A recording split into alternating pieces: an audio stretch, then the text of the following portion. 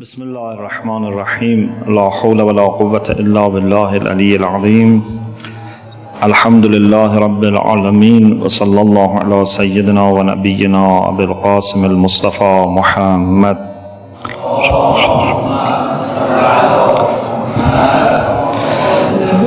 وآله الطيبين الطاهرين لا سيما بقية الله في الأرضين أجل الله تعالى فرجه الشريف. In the name of Allah, the Compassionate, the Merciful.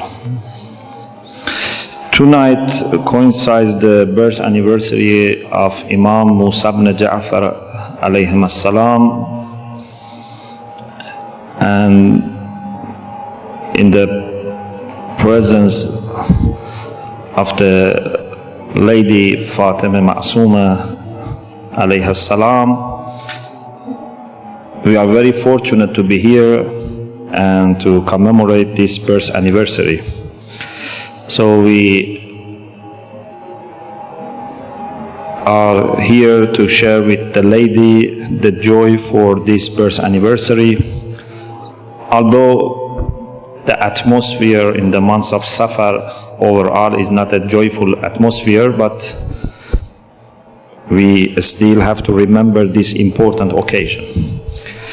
Therefore, I decided to talk about a hadith from Imam Musa ibn Ja'far alayhi as-salam, which is one of the exceptional hadiths about the significance of reason and reasoning. This hadith is in Al-Kafi, volume 1, and it starts from page 12 and goes on for several pages, and it is very special. I know this hadith for I think more than 20 years, and I always admired this hadith, and about maybe 15 years ago I asked one of the brothers to do his thesis about this hadith, and alhamdulillah he finished and then became a book in Farsi, but perhaps nothing that much available in English. So inshallah this lecture and the lecture inshallah next week is more to introduce this hadith to English speaking brothers and sisters. This hadith is the address which Imam made to Hisham ibn al-Hakam, and because Hisham was a person who was very understanding and a person who was engaged in intellectual discussions, so it's not surprising that Imam found him qualified to be given such a treasure, because one of the things that decides the level of depths of the discussion of Imams is the addressee, the one who was addressed.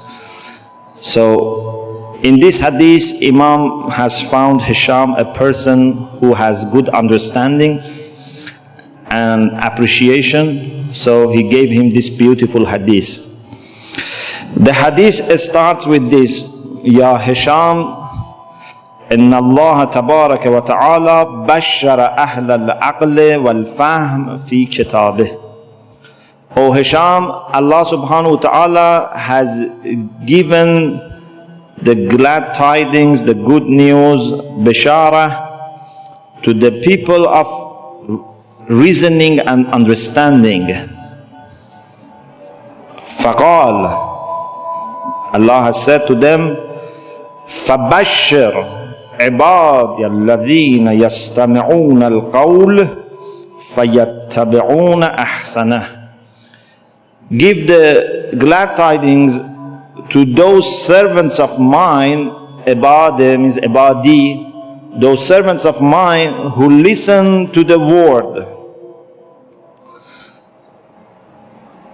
I don't have time to enter into this discussion, but I give you just some idea, then inshallah you can yourself follow up.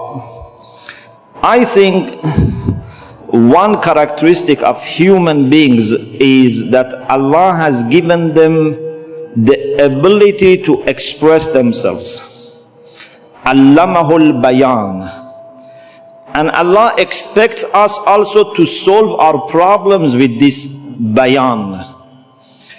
He has sent His prophets and gave them the ability of expressing themselves, as we have in this hadith later, the ability of bayan. And the Quran is a message which is again for bayan. And whenever we have problems, whether we have conflicts, disagreements, or we want to solve something, we want to plan something, we want to construct something, as human beings, the most natural choice also must be bayan, to speak and to listen. So the ability to speak and listen is very important gift of Allah subhanahu wa ta'ala. Allah doesn't want us to act like animals, to fight and attack and solve the problem with power. Allah wants us to use the power of words. And the power of words is much more than the power of any instrument or any part of body, your leg or your hand, no matter how strong you are, is not able to be compared to the power of a speech. Therefore, we should try to be ready to listen and to speak. More to listen, because we have this tendency to speak, so it's more important to train ourselves for listening. And Imam Ali alayhi salam says in the beautiful description that he has of a brother in God, he says, Kana li fi ma madha akhun fillah. One of the things that he mentions about that brother is Kana ala an yasma' ahrasa minhu ala an yatakallam. He was more willing to listen than to speak. How many people are like this? Not that many. Most of the people prefer to speak than listening. So Allah subhanahu wa ta'ala says, فَبَشِّرْ عِبَادِ الَّذِينَ يَسْتَمِعُونَ الْقَوْلِ. Give this glad tidings to the people who listen to the word, because word must be listened, not rejected without listening. As human beings, your very natural reaction must be to listen. No matter who is the speaker, you should listen. Maybe there are some exceptional cases, those are for secondary, rulings. But generally speaking, naturally, we should listen. فَيَتَّبِعُونَ أَحْسَنَهُ. And then they follow that which is the best.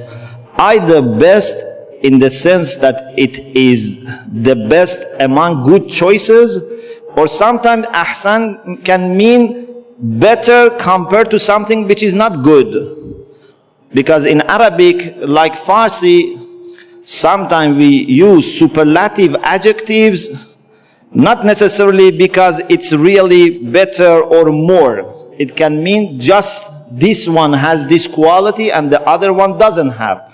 For example, when we say Al-Jannatu khayrun min an-nar, heaven is better than hell, doesn't mean that hell is good and heaven is better. Better here means this is good and that one is not good. But because we want to compare, we say this. So, فَيَتَّبِعُونَ أَحْسَنَ. Either it means that among those words which are said, there are others that may be also good, but not the best. So you go for the best. Or maybe some of them are not even good. You go for the one which is good. So you must have this ability to discern, to select and choose what is better or what is best. But this comes only when you have the ability to listen. You first listen, and then you think and analyze, and then you choose. Very rational. Don't get angry, don't get emotional. Don't let your love or hatred affect your decision. Don't say, because this is said by my friend or my teacher, so I accept it. Or because this is said by someone that I don't like him, I reject. فَيَتَّبِعُونَ أَحْسَنَهُ. The choice must be based on objective criteria. أُولَٰئِكَ الَّذِينَ هَدَاهُمُ اللَّهُ. These are the people that have received Allah's guidance.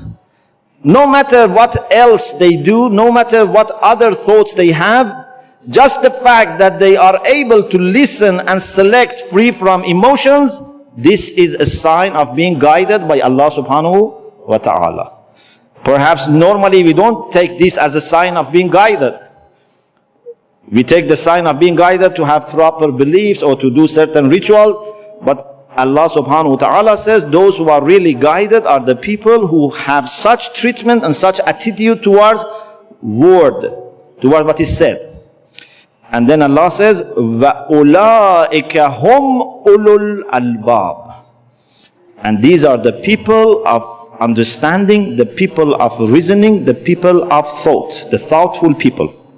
So this is the beginning of hadith. With such a beautiful beginning, Imam starts the hadith, and then he mentions several points and quotes verses of the Quran.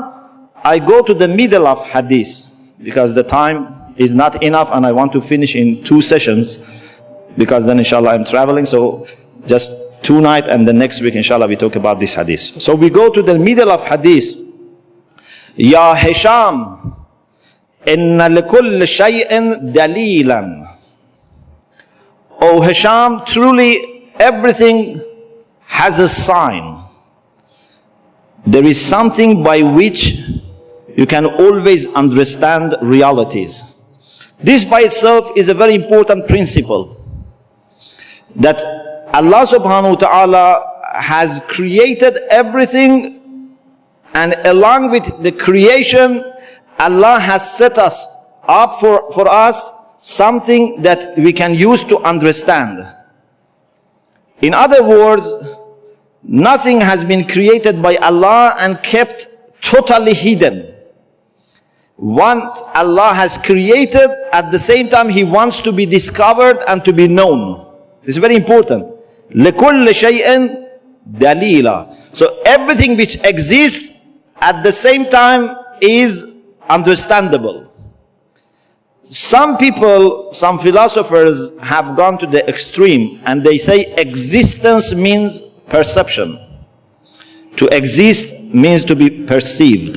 We don't say like that, but we say existence and being understood or perceived come together.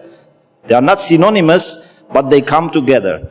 So Allah has created everything and has made also at least one way, maybe sometime more, to discover what exists. This is very important, and this shows how our ontology and epistemology come together. It's very important.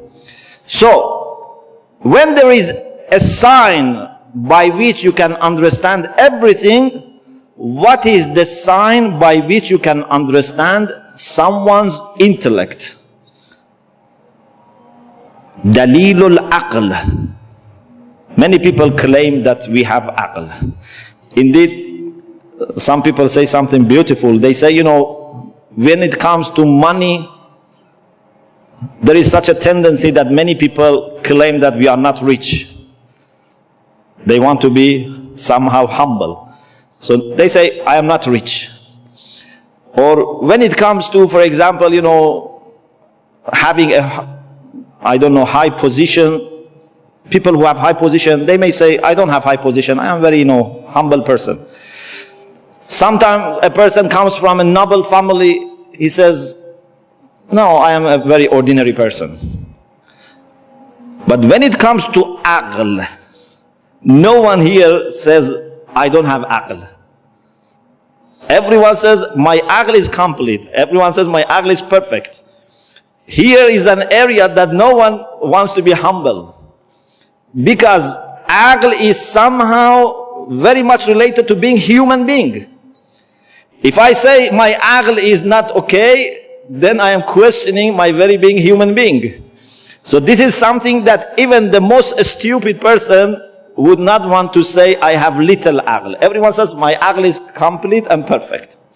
And this is good, because then this gives ground to argue with them and to discuss with them. If someone says my aql is broken and I don't understand, then you cannot, discuss with that person. But how can we judge whether someone has actually benefited from the gift of aql in the sense of having active aql? As a potential, everyone has got aql. But some people have not actualized, have not activated their aql. Their aql is not used, is not trained, is not educated. What is the sign of a person whose aql has been activated and is functioning? Imam Kazin alayhi salam says, وَدَلِيلُ الْعَقْلِ التَّفَكُّرِ. The sign of having active, functioning intellect is to think, to contemplate, to ponder. If there is a person who has always ready-made answers, apart from ma'sumin, whose knowledge comes from Allah subhanahu wa ta'ala, if ordinary human beings, they don't need, or they don't feel that they need to think, and as soon as you ask them something, they just start speaking. For everything they have a solution. In every debate they have a strong view. This means their aql is not active. When your aql is active, you are very reluctant to make judgment. You need time. You need to get information and analyze them. Sometimes even after lots of hours of thinking, you say, I don't have enough evidence to make any judgment. If there are people who say sometimes we don't know, then when they say we know, you can be hopeful. If someone says, I know everything apart from ma'sumin, so you have to think that this person exaggerates. If there are people who never think and always have ready-made answers, then you have to be worried. A person who has active and functioning intellect, he needs to think. Thinking is a sign of using your intellect. وَدَلِيلُ الْعَقْلِ التَّفَكُّرِ. Tafakkur is the action of reason. So without this action, how can you realize this is there or not there? What is dalilu tafakkur? How can I realize someone is thinking or not? Because some people like, they are like artists. They can pose as a person who is a great thinker or philosopher. Sometimes people, when they go to take photos, they know, how to look so that everyone thinks this man must be a person who is a philosopher or a thinker. These are not real things necessarily. How can I realize whether someone is a thinker or not? It's not just by the way he looks. Imam Kazin alayhi salam says, وَالدَّلِيلُ التَّفَكُّرِ الصَّمْتِ. Silence. The one who is thinking needs silence. You cannot speak and at the same time think. It's very difficult. You need to be silent and think, make some analysis and then some conclusion, and then you share it with other people. If I am all the time speaking, then I don't have chance to think. Those who think, they need some chance to develop ideas, collect information, check everything against logical requirements, against religious requirements, and when they are 100% sure, then they share this with other people. If you don't have silence, then you cannot think. Also, there is another reason for silence being a sign of thinking. Those who think not only they need silence, but also, the second point, but also when you are a person who is thoughtful, then you don't find necessary to speak too much. The people who speak too much for everything, little they speak, these people don't have deep thoughts in their mind. When you have deep thoughts in your mind, for many things you feel it's not necessary to spend your energy and time. You prefer to continue your thinking, your search for truth, and other intellectual activities. You only speak when necessary. This is another reason. And perhaps we can add to being silent, being in silence, which is different. Sometimes I am silent, but I am engaged in a conversation, and now this is the term of my friend to speak. Although I am not speaking, but silence still is missing. Or sometimes I am not speaking, but I am listening to MP3 player, or to my Walkman or whatever. Again, silence is missing.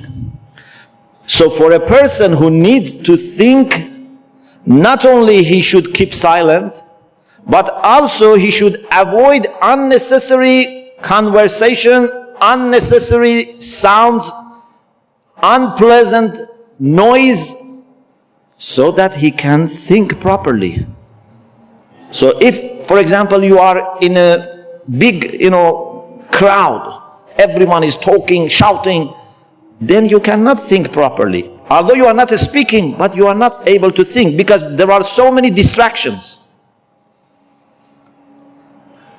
Something that I sometimes, say, normally in very close circles, but perhaps this is good time to mention here also, is that sometimes I feel sorry that in our culture we don't that much appreciate silence. Even when you go to the holy places, if you go to the shrines, for example, you don't feel people are that much appreciating silence. When I am there, I want to recite the Quran or ziyarah loudly. I enjoy my own voice. I think everyone else is enjoying my voice. But maybe the other people don't like my voice, or they want to concentrate. You see many people when recite ziyarah or recite Quran, they speak it loudly. This can be annoying other people. And even if they are not reciting the Quran or ziyarah loudly, in every few seconds someone says, say salawat loudly. But people are there to think, to ponder, next to such a great personality, next to Imam or to Lady Ma'suma, people need to be very polite. لا ترفعوا أصواتكم فوق صوت النبي ولا تجهروا له بالقول كجعر بعضكم لبعض. So this can include also this case. We love salawat, but if salawat is annoying people, then you should keep it for yourself. It's like, for example, when people are in a circle of study, the teacher is teaching them some deep ideas about philosophy. Then people come one by one and they say, Salamun alaikum, Salamun alaikum. So these teachers and students, would have problems. They cannot concentrate. Don't say salam is very important in Islam. Yes, salam is very important in Islam, but understanding is more important. If you understand, you know that this is not the time to disturb people. Salawat is very important, but people need some time to think about their problems. Maybe this man wants to change his life. He needs a moment of silence next to the holy person to be inspired.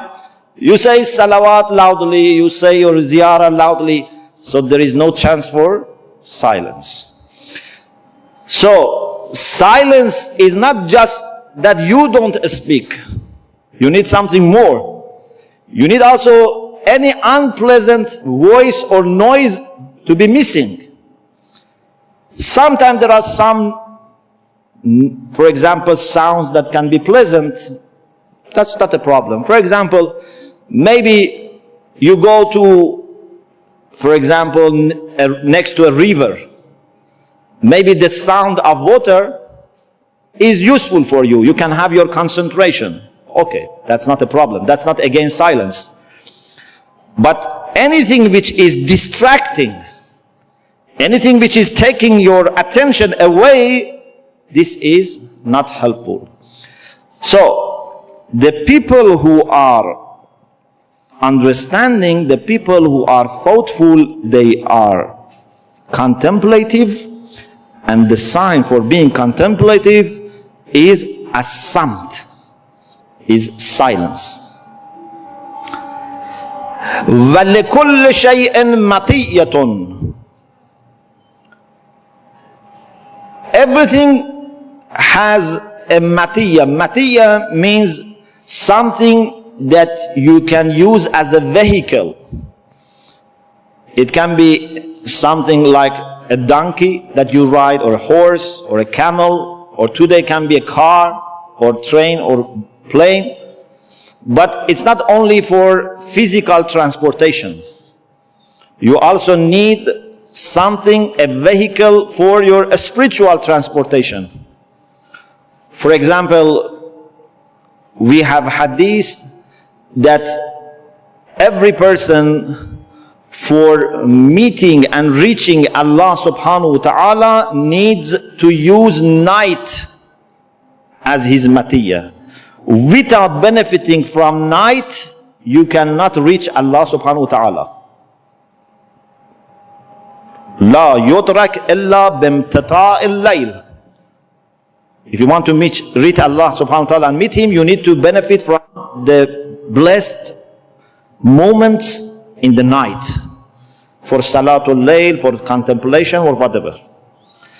So everything which is in need of some change, some transformation, has some vehicle, some instrument. You have to be wise to find the best. What is the best thing that I can use for this aim? If you want to travel from one town to another town, you have to find the best way of transportation. But if you want to, for example, become a philosopher or a faqih, a jurist, again you need matiyya.